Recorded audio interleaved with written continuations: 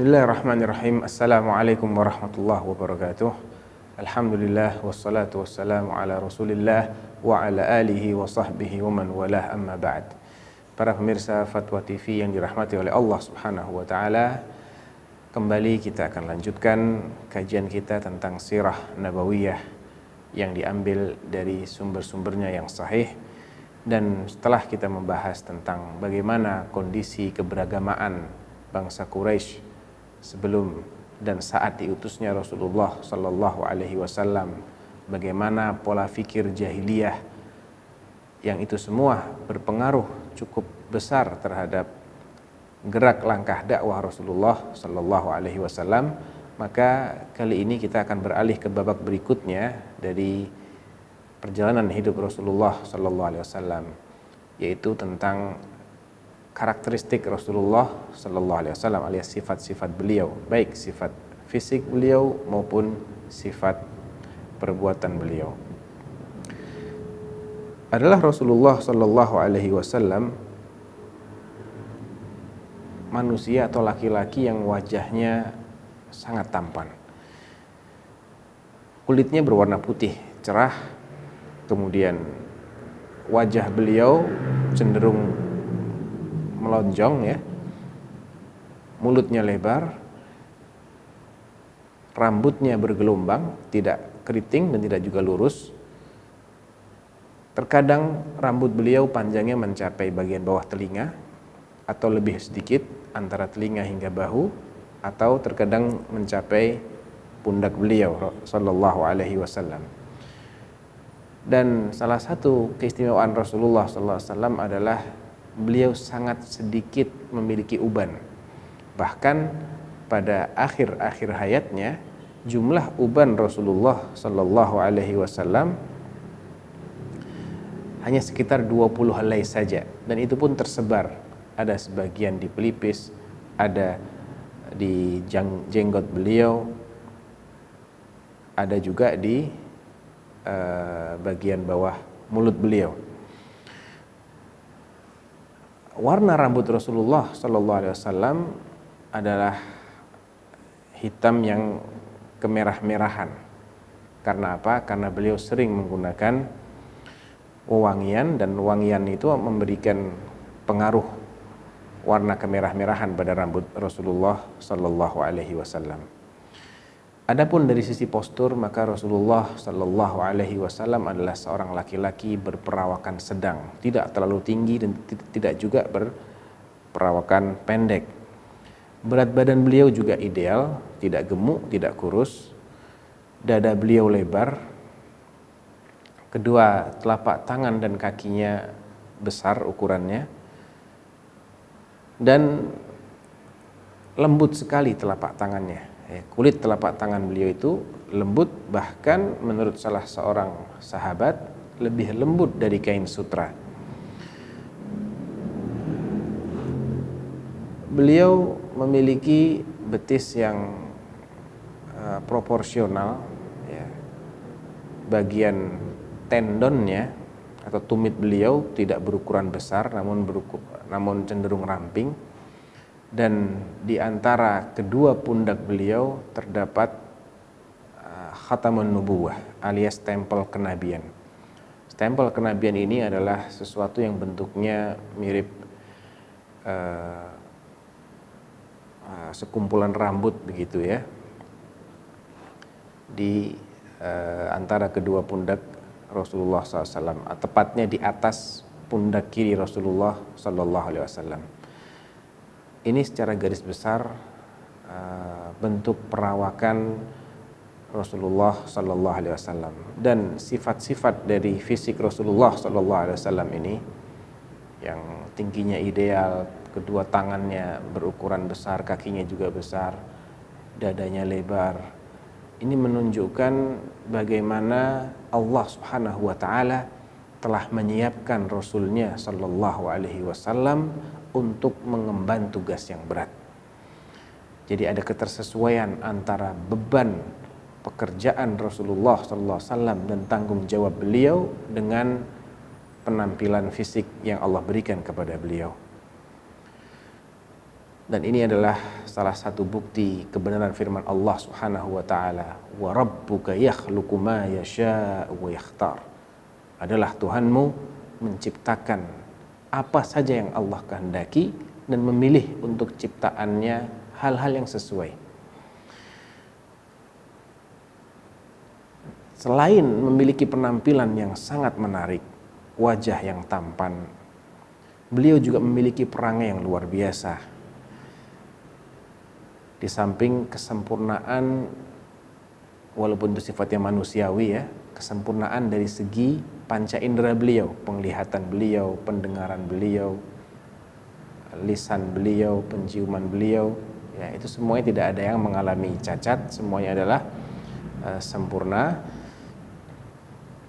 Dan beliau adalah seorang yang memperhatikan penampilannya, memperhatikan kerapian, bagaimana agar senantiasa tampil dengan penampilan yang menyenangkan tatkala dilihat. Dan itu juga dibuktikan dengan seringnya beliau menggunakan siwak. Ya, mau keluar rumah, masuk ke rumah, mau berwudu, menjelang sholat, sehabis makan, beliau juga sering menggunakan wewangian. Bahkan termasuk perkara duniawi yang paling beliau sukai adalah wewangian. Adapun dari segi perangai, maka jelas sebagaimana Allah firmankan dalam Al-Quran, wa innaka la'ala khuluqin azim, sesungguhnya engkau wahai Muhammad Rasulullah sallallahu alaihi wasallam benar-benar berada di atas akhlak yang sangat agung.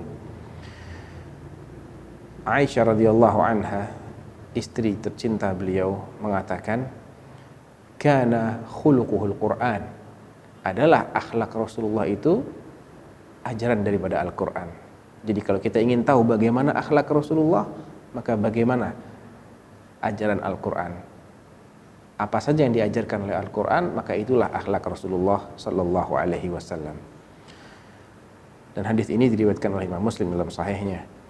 Jadi kalau kita ingin menelaah, ingin mempelajari, menghayati dan meneladani sosok Rasulullah sallallahu alaihi wasallam, maka yang pertama kali menjadi narasumber kita adalah Al-Quranul Karim. Kemudian kita lengkapi dengan hadis-hadis Rasulullah sallallahu alaihi wasallam. Dan bila kita perhatikan antara penampilan Rasulullah sallallahu alaihi wasallam dengan akhlak yang beliau miliki, maka akan nampaklah sosok manusia yang demikian sempurna secara fisik, demikian indah dalam penampilan, namun di sisi yang lain beliau adalah seorang yang sangat tawadhu, sangat rendah hati, tidak berbuat dan bersikap sombong kepada siapapun. Dan ini adalah sesuatu yang jarang ditemukan.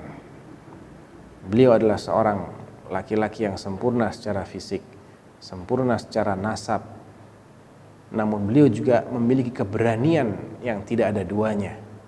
Keberanian pada saat-saat paling genting sekalipun, saat perang mencapai puncaknya, saat para sahabat yang pemberani itu berlindung di balik Rasulullah SAW, maka beliaulah yang paling depan.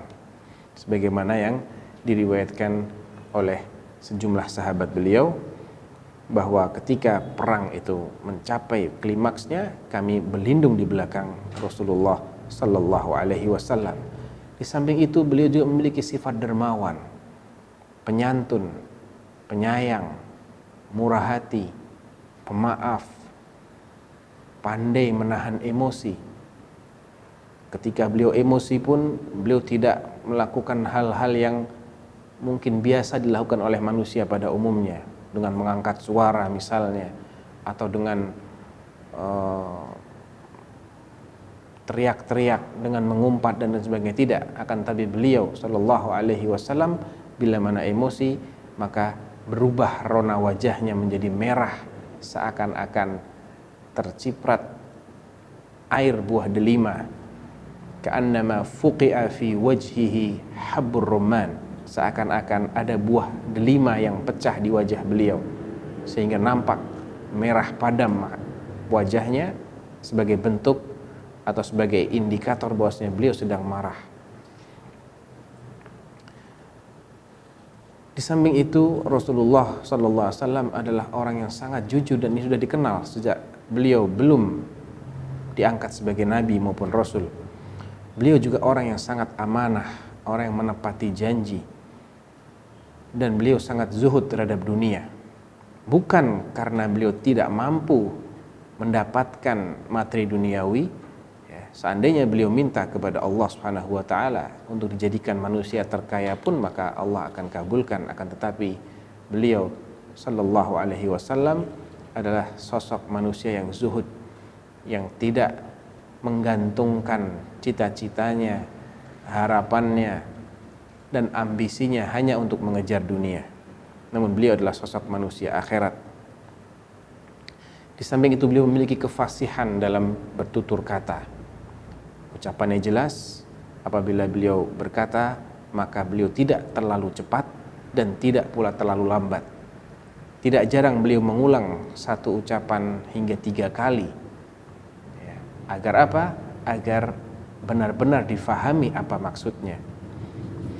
Sebagaimana yang disebutkan oleh Ummul Mukminin Aisyah radhiyallahu anha, lam yakun Rasulullah sallallahu alaihi wasallam yasridul haditsa kasardikum hadza. Nabi itu tidak suka bicara bertubi-tubi sebagaimana yang kalian lakukan seperti ini. Akan tetapi kalau beliau berbicara, beliau bicara secara singkat namun padat. Lau addahal adu la'addah. Andai ada orang yang ingin menghitung berapa banyak kalimat yang diucapkan oleh Rasulullah, maka dengan mudah dia akan bisa menghitungnya, saking betapa singkatnya beliau ketika berbicara. Di samping itu terkadang beliau mengulang ucapannya hingga 3 kali supaya benar-benar difahami. Demikian juga beliau adalah sosok manusia dengan perasaan yang sangat lembut, yang sangat memiliki empati, mudah membaca kondisi sahabatnya tatkala sahabatnya sedih atau bahagia atau kelaparan atau sakit. Salah satu buktinya adalah sebagaimana diriwayatkan oleh sahabat Abu Hurairah radhiyallahu anhu, kama fi sahih, bahwa beliau mengatakan, laqad kuntu a'tamidu ala kabidi minal ju'. Pernah suatu ketika, kata Abu Hurairah, aku berbaring di tanah karena tak kuasa lagi menahan rasa lapar yang sudah demikian luar biasa, sehingga tak kuasa dia berdiri, dia harus berbaring di tanah. Famarra bi Abu Bakrin fasa'altuhu an ayatin fi kitabillah wa innaha la ma'i. Suatu ketika Abu Bakar lewat di hadapanku, maka kutanya dia tentang penafsiran sebuah ayat dalam Al-Quran yang sebenarnya aku sendiri faham apa maksud dari ayat itu.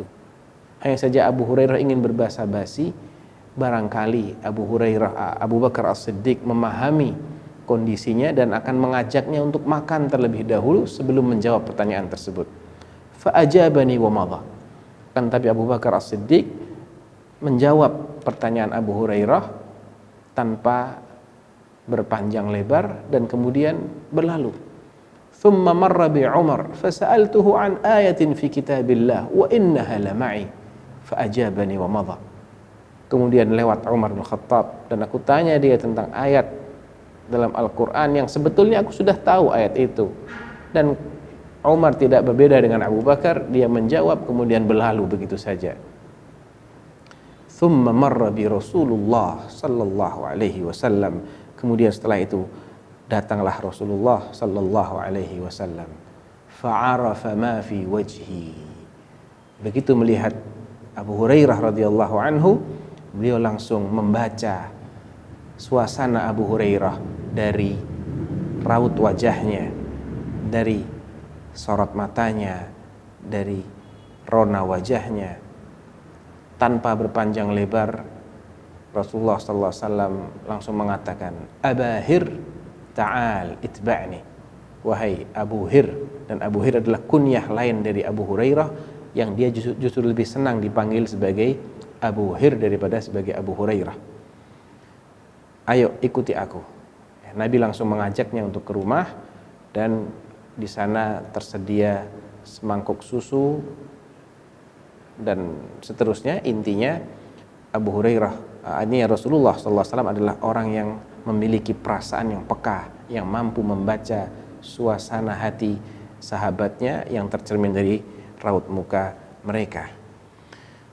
Nabi SAW juga memiliki perangai yang sangat mudah memaafkan, terutama apabila kesalahan itu berkaitan dengan hal-hal yang sifatnya duniawi, sifatnya pribadi.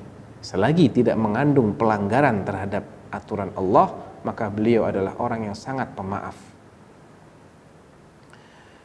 Bahkan beliau memaafkan orang yang bersikap terkadang kurang ajar sekalipun kepada beliau. Sebagaimana yang kita maklumi bahwa di masa beliau ada orang-orang Arab yang tinggal di daerah pedalaman padang pasir yang jauh dari perkotaan, sehingga mereka memiliki tabiat yang kaku, yang kasar. Dan mereka apabila meminta sesuatu, mereka meminta dengan cara yang kasar pula. Setelah perang Hunain, Rasulullah SAW memiliki ghanimah yang demikian besar, puluhan ribu ekor unta dan kambing, serta perhiasan dan peralatan perang yang demikian banyak. Kemudian Rasulullah SAW membagi-bagikannya kepada para sahabatnya hingga tidak tersisa lagi. Lalu datanglah beberapa orang Arab Badui yang minta ghanimah kepada Rasulullah SAW sambil menarik-narik surban beliau hingga kain surban yang kasar itu membekas pada leher Rasulullah SAW, atau sehingga terlepas surbannya. Maka Nabi SAW mengatakan kepada mereka, kembalikan surbanku, demi Allah seandainya ghanimah itu masih tersisa sebutir pun, niscaya aku akan berikan kepada kalian. Di sini Nabi SAW tidak menghardik, tidak memarahi tingkah laku orang-orang Arab Badui yang tidak sopan tersebut, namun beliau memaafkan. Beliau juga jauh dari perangai yang kasar, kaku dan keras. Bahkan Al-Quran menjelaskan dan menekankan sisi ini sebagai salah satu perangai yang paling menonjol pada Rasulullah Sallallahu Alaihi Wasallam. Allah berfirman, "Fabima rahmatin minallahi linta lahum." Sungguh dengan rahmat Allah, atas rahmat Allah lah engkau berlaku lemah lembut kepada mereka. Walau kunta faddan ghalidhal qalbi dan faddu min haulik. Andai engkau wahai Rasulullah memiliki perangai yang kaku, yang kasar, niscaya mereka akan bubar meninggalkanmu. Di samping itu beliau adalah seorang laki-laki yang demikian penyabar. Di saat-saat orang kehabisan kesabaran, Rasulullah masih bersabar. Beliau mengajarkan kesabaran sebagai bagian yang tak terpisahkan dari keimanan. Manzilatus sabri minad din kamanzilatir ra'si minal badan. Kedudukan sabar dalam agama seseorang seperti kedudukan kepala dalam badan seseorang. Adakah manusia bisa hidup tanpa kepala? Demikian juga tidak ada agama tanpa bersabar. Beliau juga sabar dalam menghadapi kondisi-kondisi yang genting, yang berat. Namun beliau tidak takut dalam menyampaikan kebenaran. Demikianlah secara garis besar sifat-sifat fisik Rasulullah Sallallahu Alaihi Wasallam dan sifat karakteristik beliau, sifat akhlak beliau. Yang ini merupakan bukti bahwa Allah Subhanahu wa taala benar-benar memilih Rasulullah Sallallahu Alaihi Wasallam dari sekian banyak manusia. Allahu a'lamu haitsu yaj'alu risalatah. Allah berfirman, Allah lebih tahu di mana seharusnya dia berikan risalahnya ini, dia berikan wahyunya, pesan-pesannya ini. Ini adalah pemilihan yang luar biasa dari Allah Subhanahu wa taala. Sedangkan dalam hadis sahih Nabi sallallahu alaihi wasallam mengatakan, "Innallaha astafa Kinanata min waladi Ismail." Allah Subhanahu wa taala telah memilih suku Kinanah dari keturunan atau dari anak keturunan Nabi Ismail alaihi salatu wassalam. Wastafa Quraisyan min Kinanah, dan Allah memilih suku Quraisy dari keturunannya Kinanah. wastafa min Quraisyin Bani Hashim, kemudian Allah memilih Bani Hashim di antara kabilah-kabilah Quraisy yang demikian banyaknya. Wastafani min Bani Hashim, dan kemudian Allah memilihku di antara Bani Hashim. Demikian menurut Imam Muslim dalam sahihnya. Ini jelas menunjukkan bahwa nasab Rasulullah sallallahu alaihi wasallam pun adalah nasab pilihan. Dalam hadis yang lain Nabi sallallahu alaihi wasallam menjelaskan, bu'ithtu min khairi quruni bani Adam qarnan fa qarnin hatta kuntu minal qarni alladhi kuntu fihi. Allah Subhanahu wa taala telah mengutusku pada generasi, pada zaman yang terbaik yang pernah dilalui oleh manusia, oleh anak Adam. Allah sengaja melewatkan generasi demi generasi dan tidak memunculkan Rasulullah kecuali pada generasi yang Allah pilih, sehingga Allah memunculkanku pada generasi yang aku dimunculkan di sana. Dan ini menunjukkan bahwa masa diutusnya Rasulullah juga masa yang telah dipilih oleh Allah Subhanahu wa ta'ala. Demikian pula orang-orang yang hidup bersama Rasulullah adalah orang-orang yang pilihan. Sahabat Ibnu Mas'ud pernah mengatakan begini, ittala Allahu ala qulubil ibad fawajada qalba Muhammadin khaira qulubil ibad fastafahu li nafsihi. Allah melihat, menelaah kepada hatinya manusia seluruhnya dan mendapati bahwa hatinya Rasulullah adalah hati manusia yang terbaik, maka Allah pilih Rasulullah sallallahu alaihi wasallam sebagai pengemban risalahnya. Thumma tala Allahu ala qulubil ibad ba'da qalbi Muhammad. Kemudian setelah memilih hatinya Rasulullah, Allah melihat kepada hati manusia yang lain, fawajada quluba ashabi Muhammad khaira qulubil ibad fastafahu faj'alahu wuzara'a nabiyhi.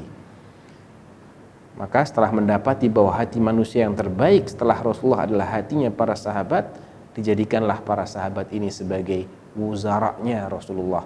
Ibarat kepala negara, maka para sahabat adalah kabinetnya, para menterinya, orang-orang yang membantu misinya Rasulullah sallallahu alaihi wasallam. Demikian kira-kira penjelasan tentang bagaimana Allah Subhanahu wa taala memilih Rasulullah sallallahu alaihi wasallam dari segi penampilan fisik beliau, dari segi perangai beliau, dari segi nasab beliau, dari segi zaman beliau, maupun dari segi orang-orang yang menyertainya. Dan ini sekali lagi adalah pilihan yang syarat dengan hikmah, yang syarat dengan pelajaran yang mungkin tidak dapat difahami kecuali oleh orang-orang yang benar-benar mengenal bagaimana perjuangan Rasulullah sallallahu alaihi wasallam dan bagaimana perjuangan para sahabat Rasulullah sallallahu alaihi wasallam bersama beliau. Sebagai penutup, ada sebuah hadis yang diriwayatkan oleh Imam Muslim dalam sahihnya dari sahabat Hudzaifah bin Yaman, bahwa suatu ketika ada seseorang yang bertanya, yang berkata kepada Hudzaifah, "Lau adraktu Rasulullah sallallahu alaihi wasallam qataltu ma'hu wa ablaitu." Andai aku berjumpa dengan Rasulullah, karena orang ini adalah bukan sahabat Nabi, dia berangan-angan, andai aku ditakdirkan oleh Allah Subhanahu wa taala untuk berjuang, untuk bertemu dengan Rasulullah, niscaya aku akan berjuang dan aku akan berusaha habis-habisan dalam mempertahankan ajaran beliau. Apa kata Hudzaifah? Anta kunta taf'alu dzalik. Anta kunta taf'alu dzalik. Benar engkau akan melakukan itu. Laqad ra'aituna lailatal ahzabi ma'a Rasulillah sallallahu alaihi wasallam. Aku masih ingat, kami masih ingat bagaimana saat kami bersama Rasulullah sallallahu alaihi wasallam. Di sini Hudzaifah ingin menjelaskan bahwa engkau tidak mungkin bisa lebih baik daripada para sahabat Rasulullah.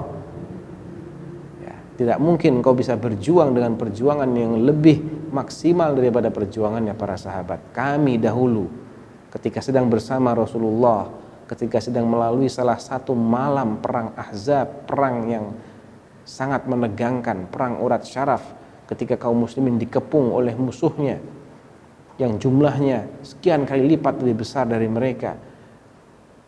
Lailatin syadidatir riyahi wa qurrin, pada malam itu angin berhembus demikian kencang dan hawa dingin yang menusuk ke tulang. Ketika itu Rasulullah sallallahu alaihi wasallam menjelaskan, menganjurkan, menawarkan kepada para sahabatnya, ala rajulun ya'tini bi khabaril qaum ja'alahu Allahu ma'i yaumal qiyamah. Adakah seseorang yang mau menjadi relawan untuk memata-matai musuh dan menyampaikan rencana mereka kepadaku, mudah-mudahan Allah menjadikannya bersamaku pada hari kiamat? Fasakatna falam yujib minna ahad. Kata Hudzaifah, tidak ada seorang pun yang menjawab ajakan dan tawaran Rasulullah SAW tersebut. Kami semuanya terdiam. Mengapa terdiam? Karena berat resikonya. Kondisi mereka, kedinginan, ketakutan, kelaparan, dan seseorang ditawarkan untuk menyusup ke tengah-tengah barisan musuh yang terkenal dengan bengis, dengan kejam, dan posisi mereka adalah posisi orang yang demikian kuat. Maka resiko terkecil, kalaupun dia bisa pulang, maka resiko terkecilnya adalah pulang harus berkelahi terlebih dahulu dengan musuhnya. Namun kalau dia tidak bisa pulang, maka boleh jadi dia akan jatuh ke dalam tawanan musuh dan akan disiksa habis-habisan, atau bahkan tidak pulang sama sekali. Oleh karena itu, Hudzaifah menceritakan tidak ada seorang pun dari antara para sahabat yang menerima tawaran tersebut, hingga Rasulullah mengulanginya yang kedua kali dan mereka masih terdiam semua. Yang ketiga kali mereka juga terdiam. Barulah kemudian Rasulullah SAW menunjuk, qum ya Hudzaifah fa'tini bi khabarihim, ila akhiril hadis. Dan ini jelas menunjukkan bagaimana Allah Subhanahu wa taala telah memilih para sahabat sebagai generasi terbaik untuk mendampingi manusia terbaik. Mudah-mudahan bermanfaat dan kita bisa menarik pelajaran yang besar dari sirah Rasulullah sallallahu alaihi wasallam. Sampai jumpa dalam seri berikutnya. Wassallallahu ala nabiyyina Muhammadin wa ala alihi wa sahbihi wasallam. Wassalamualaikum warahmatullahi wabarakatuh.